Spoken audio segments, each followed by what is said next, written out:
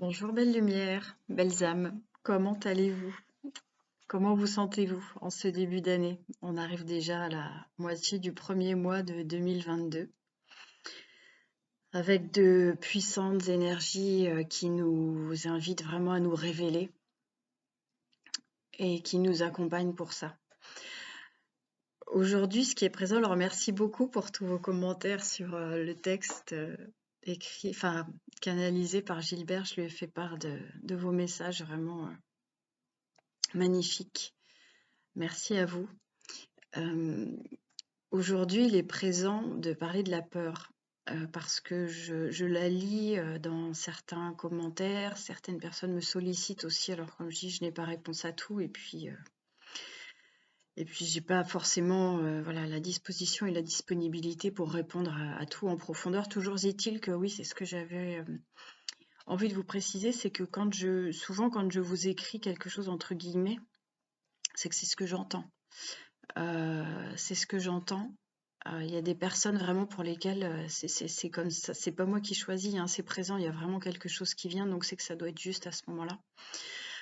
Comme je vous l'ai déjà expliqué, je ne complique pas la vie, je ne cherche pas, je n'entre pas en résistance par rapport à ce que je peux recevoir quand quelqu'un écrit quelque chose. En revanche, je sens vraiment qu'il y a des moments où c'est pas présent. Voilà, je ressens l'énergie qu'il y a dans vos messages. Il y a des fois, ça n'est pas juste comme ça en fait. Et je ressens, alors aussi quand je vous mets des petits points avec un sourire, c'est juste parce que j'ai pas d'emoji et que, comme on dit, j'ai la banane quand je lis vos commentaires. Donc j'essaye de retranscrire ça comme je peux avec deux petits points et un début de parenthèse. Voilà. Pour revenir à cette énergie de peur, la peur, alors, elle est à l'origine de plein de choses, hein, du doute, du manque de confiance, enfin, de plein de choses. Les peurs. Et quand on les ressent se profiler, on a toujours la liberté de les entretenir ou de les libérer. Les peurs font partie du passé. Il y a des peurs qu'on nous a transmises et qu'on a accepté de recevoir. Par exemple, avoir peur de telle ou telle chose. On vous transmet une peur, vous ne savez pas pourquoi, et vous l'intégrez, voilà, parce que vous l'avez accueillie en vous. La peur qui a pu naître à la suite d'une situation traumatisante, et à ce moment-là, c'est une partie de vous-même qui cherche à vous protéger en réencodant la peur quand vous vous retrouvez dans une situation un peu similaire. Et c'est un instinct de protection. Enfin, c'est un instinct, non. Parce que l'instinct de protection, c'est vous fuyez quand vous êtes face à un danger immédiat. Là, on n'est pas dans l'instinct, on est dans quelque chose d'encodé plus au niveau cérébral et à travers voilà, la neuroscience explique très bien tout ça, à travers tous les messages, les impulsions qu'on peut nous envoyer, que notre cerveau peut nous envoyer dans le corps, quand une situation renvoie quelque chose de connu qui a pu être traumatisant, humiliant, où on a voilà, expérimenté trahison, rejet, abandon, humiliation, injustice, voilà, toutes ces blessures dont on entend bien parler depuis plusieurs années. Donc en fait, la peur, c'est comme un petit warning qui vient vous dire oh là là, non, fais pas ça, parce que si tu fais ça, tu risques d'eux, et qu'est-ce qu'ici, et qu'est-ce qui ça. Donc ça vient. C'est là que ça s'installe, en fait, quand on laisse la place à la cogitation intérieure et qu'on se referme. La peur, on peut tout simplement l'accueillir comme nos émotions, en fait. C'est une information que l'on reçoit et qui vient nous exprimer là où on en est par rapport à certaines situations, certains sujets. Donc cette peur, c'est une partie fragilisée de nous-mêmes qui demande à recevoir beaucoup d'amour pour se dissoudre, à être accueillie, transmutée et repartir. Vous pouvez, en fait, il y a souvent aussi l'enfant intérieur qui est connecté à tout ça, mais vraiment, vous pouvez vous adresser à vous-même ou à cette peur avec beaucoup d'amour, l'accueillir vraiment comme vous pourriez accueillir une partie meurtrie de vous-même et dont vous avez envie de lui offrir le meilleur pour qu'elle se redresse et puis que voilà, elle se dissolve. C'est ce que j'entends aussi. Enfin, ou alors que cette énergie-là se transforme en un renouveau qui devient un moteur et non plus un frein. Donc les peurs, effectivement, il y en a beaucoup, c'est très exacerbé en ce moment, on va pas, pas en faire la liste. Mais quand elles se présentent, c'est important de ne pas les rejeter, c'est important de les accueillir. Euh, le contexte actuel renvoie à beaucoup de peurs, hein, la peur du manque, la peur d'être jugé, la peur d'être rejeté. Ça vient vraiment nous chercher dans des sphères très profondes, le contexte actuel. Et ce qu'on me dit aussi, c'est que la peur est l'antidote de la foi. Bah, la foi peut devenir l'antidote de la peur. Par exemple, voilà, il y a tellement d'êtres qui sont dans des situations qui ne leur conviennent pas ou plus, dans quelque domaine que ce soit, mais qui n'osent pas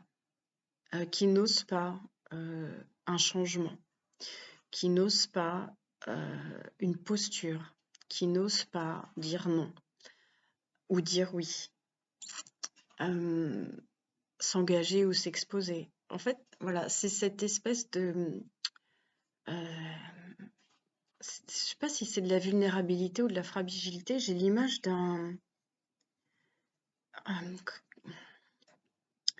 comme de quelque chose en fait qui n'est pas stabilisé.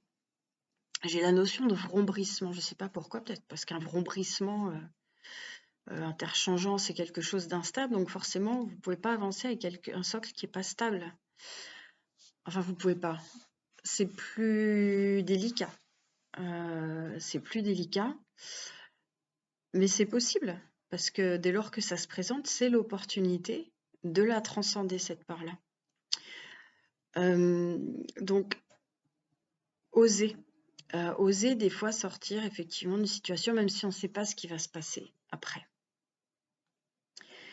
Et c'est là que la foi entre en jeu. Alors on peut parler de foi en soi, de confiance en soi,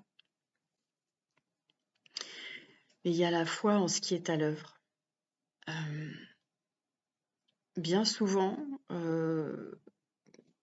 comme je disais des fois à des amis, moi, le nombre de sauts dans le vide, je ne les compte plus. Et on pouvait me dire que j'étais insouciante, inconsciente, mais en fait, c'est parce que j'avais la foi, que je savais qu'il y avait quelque chose d'autre qui était à l'œuvre et que le meilleur arrivait derrière. Donc des fois, de tout lâcher, tout quitter sans garantie derrière, c'est un pari avec l'univers, mais si on le fait, c'est qu'on a confiance. On n'a pas besoin, on ne devrait pas en fait avoir besoin, ce que j'entends même, c'est de rééduquer les enfants par rapport à ça. On ne devrait pas avoir besoin de certitude pour avancer. C'est Mike Horn qui dit que pour se lancer dans quelque chose, on a besoin de 5% de réponses à nos questions. Les 95 autres pourcents, les trouvent sur le chemin. Moi, je valide tellement, et même des fois, c'est même pas 5%. Il dit si on attend 100% des réponses, on n'avance pas. On le fait jamais ce premier pas, parce qu'on va toujours trouver quelque chose. On va attendre d'être prêt, on va attendre d'être parfait, on va attendre d'être comme ci, comme ça, plein d'exigences intérieures avant de. Alors que oser, c'est se lancer, c'est essayer, c'est rebondir. Tout est expérience en fait. Alors effectivement, quand il y a des enjeux familiaux, quand il y a des enjeux que l'on peut considérer comme étant importants, la posture peut être différente, et quand bien même. C'est vrai que voilà, moi, mon dernier saut dans le vide, il remonte à 2021, où voilà, au niveau professionnel, ça a été de tout lâcher. Je ne savais pas ce que j'allais faire derrière encore, c'était pas encore concret, voilà. quand même une petite réserve à côté, mais c'est le grand saut en fait. Et ce que m'ont partagé certaines personnes, elles m'ont dit c'est très inspirant. Nous, on n'a pas le courage de. Mais si vous l'avez le courage, c'est juste que vous ne le mobilisez pas. Alors, ça ne veut pas dire qu'il faut tout lâcher, tout plaquer, tout. C'est juste d'oser aller vers ce qui vous appelle. C'est d'écouter l'appel intérieur. Quand quelque chose se présente à vous et que vous avez un appel, mais c'est très furtif, vous le ressentez, que ce soit au niveau de votre cœur, ça s'expanse. Et puis après, il y a la tête qui vient prendre le dessus. Mais c'est quelque chose, c'est expansé, c'est que votre direction, elle est là. Et s'il y a de la peur par-dessus, c'est que c'est le chemin. Vraiment. Écoutez votre guidance intérieure. Écoutez-vous. Écoutez vos messages du cœur, du corps. Vraiment, écoutez-vous. En fait, on est guidé à travers ces vecteurs-là.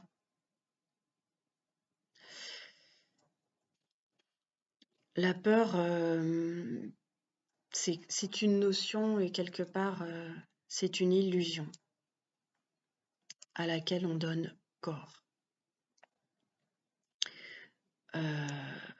Parce que typiquement, voilà, des personnes qui vont avoir fait des chutes à cheval, à vélo ou autres qui ont été peut-être traumatiques et qui ne vont pas remonter après ou parce que la peur que ça se reproduise. Et puis il y en a, ils vont remonter, ils vont dire oui, mais moi j'aime ça, j'y retourne, j'y vais et ça va bien se passer et ça se passe bien. Donc c'est là, vous voyez, là où on donne notre énergie à la peur et là où on vient engrammer en soi et se conforter que telle chose est dangereuse pour nous, telle chose, voilà. C'est tout un système de croyances aussi à revoir. On est un peu invité à ce que je vois, c'est comme j'ai une espèce d'image, une image du feu d'artifice un peu ou comme des pixels qui partent dans tous les sens de reconfigurer en fait, reconfigurer ce qui est dysfonctionnant, reconfigurer ce qui nous freine.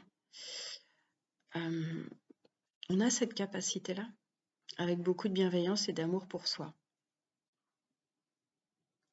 Donc la peur est une très grande enseignante. Vraiment, c'est de l'accueillir, mais voilà, elle arrive et elle repart. Et c'est comme ça qu'on redevient libre et qu'on reprend son plein axe et sa pleine connexion aussi. Parce que plus ça va, moins la peur se présente parce que... Enfin, moins les peurs se présentent parce que déjà, moins il y en a. Et puis, il y a cette posture intérieure qui, subtilement, lui, viens, présente-toi et on va te regarder, on va te voir, on va t'observer, on va prendre conscience de toi et on va te libérer dans l'amour et tout ira bien. La foi, elle est vraiment essentielle. Et la foi, c'est pas l'inconséquence, c'est pas l'inconscience, c'est on sait. On sait que la direction, elle est par là. On n'a aucune idée du chemin, on n'a aucune idée de comment ça va se passer, forcément, parce que on n'a pas l'omniscience, quoique on peut recevoir des flashs de guidance, des choses qui viennent nous dire ça. Donc c'est vraiment d'être ouvert à toutes ces facultés qui sont présentes en nous. Et puis des fois, au fur et à mesure du chemin, on se rend compte qu'on va changer que ce qu'il y avait au bout, finalement, c'est pas ce vers quoi on va aller. Et ça, c'est la vie. On avance, on expérimente un pas l'un après l'autre, sans se mettre de pression sur le résultat, sur l'objectif, sur tout un tas de paradigmes conditionnants. C'est ce que j'entends. Parce que si on n'atteint pas nos objectifs, si on est dans l'échec, voilà. Ça c'est du conditionnement de contrôle, c'est ce que j'entends. il y a cette notion de contrôle aussi par l'extérieur qui est devenu un contrôle par l'intérieur. Nous sommes nos propres geôliers, des fois. On n'a même plus besoin de l'extérieur. Donc c'est de s'autoriser, sans scrupule, sans peur, en conscience.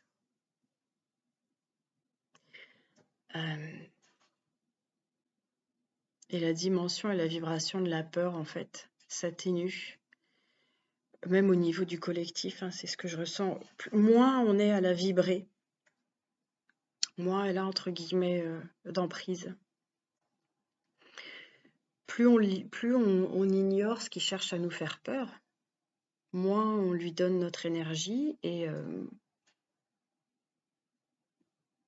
c'est comme un ballon, si vous arrêtez de gonfler dedans, au bout d'un moment, il est tout vide, quoi. C'est pareil.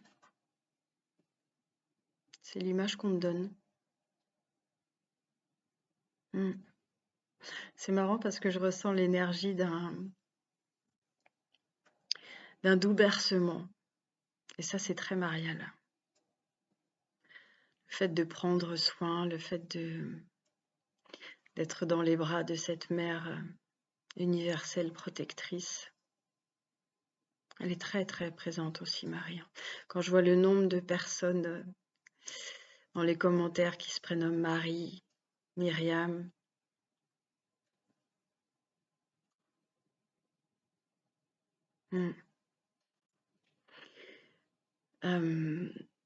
n'hésitez pas à faire appel à Marie, vraiment. Je ressens sa profonde compassion, son amour, et elle sait être implacable aussi quand c'est nécessaire. Donc je ressens vraiment sa présence aimant. Oui, j'ai vraiment la caresse sur le visage, vraiment la présence aimante. Mes enfants, je suis là pour vous, mais c'est la mère. C'est vraiment la mère, l'énergie de la mère. N'ayez pas peur. Ça me renvoie au texte que j'avais partagé dans les canalisations reçues en 2011. N'ayez pas peur. Vraiment. Puissiez-vous ressentir tout l'amour qui effuse par mon cœur en cet instant et qui vibre autour de nous. Une assistance, mon Dieu.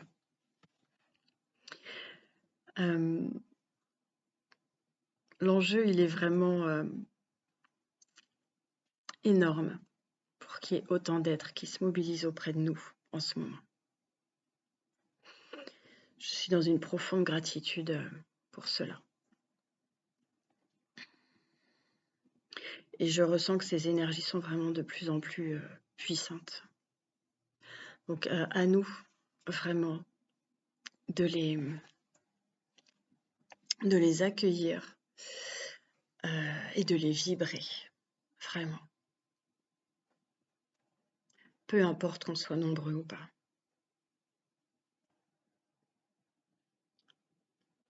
C'est pas important ça, parce que de toute façon, on ne le saura jamais. Ce qui compte, c'est l'ouvrage ici et maintenant, la reliance avec les êtres avec lesquels nous sommes reliés, nous pouvons être reliés, que ce soit en présence ou pas. Je ressens que c'est important quand même aussi d'être en présence, pas seulement de façon subtile, mais d'être en présence. Voilà. Je vais m'en arrêter sur ces magnifiques énergies, vibrations d'amour,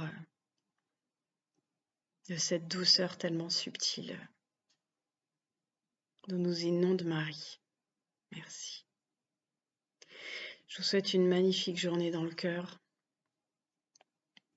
On accueille nos peurs. On ne les ignore pas. On les accueille. Voilà. Ne pas se voiler la face. C'est vraiment important de ne pas se voiler la face. De ne pas s'imaginer autre. De ne pas s'imaginer tel qu'on n'est pas. De ne pas s'idéaliser. Vraiment de se voir avec beaucoup d'authenticité, beaucoup d'humilité, de bienveillance, d'amour pour avancer vraiment en authenticité. Si on veut avancer sur un chemin de vérité, il faut commencer par être vrai avec soi-même.